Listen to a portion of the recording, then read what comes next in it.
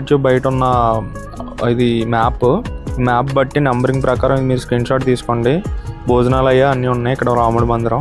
దీన్ని బట్టి మీరు చూసుకోండి. నేను ఇప్పుడు లోపలికి వెళ్ళి మీకు చూపెడతాను రాముడి స్టాచ్యూ. సో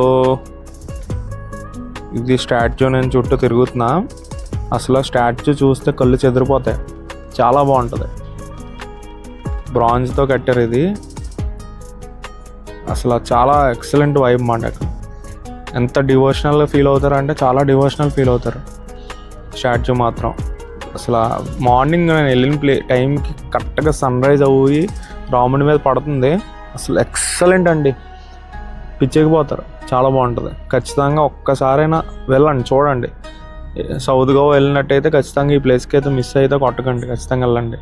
చూడండి రాముడి స్టాచ్యూ ఫ్రంట్ నుంచి ఎంత బాగుందో. అసలు చాలా గుడ్ ఫీల్ ఉంటుంది. రామ్ సుతార్ గారు ఇది కన్స్ట్రక్షన్ చేశారు ఈ స్టాచ్యూని, చాలా బాగుంటుంది. మీరు ఇక్కడికి ఎలా రీచ్ అవ్వాలనేది మీకు అర్థం కాకపోతే నా యూట్యూబ్ ఛానల్లో ముందు ఒక వీడియో అప్లోడ్ చేశాను, అదైతే చూడండి. దాన్ని బట్టి మీకు క్లారిటీ వచ్చేస్తుంది ఎలా రీచ్ అవ్వాలి ఏంటనేది. నేను డిస్క్రిప్షన్ అండ్ కామెంట్స్లో కూడా పిన్ చేసి పెడతా, ఖచ్చితంగా వీడియో అయితే చూడండి. నేను ఈ వీడియోని ఎక్కడితో ఎండ్ చేస్తున్నా. మీరు ఈ ఛానల్ సబ్స్క్రైబ్ చేసుకోండి. ముందు మంచి గోవా వీడియోస్ వస్తాయి, మంచి ఇన్ఫర్మేషన్ ఉంటుంది. Thanks for watching.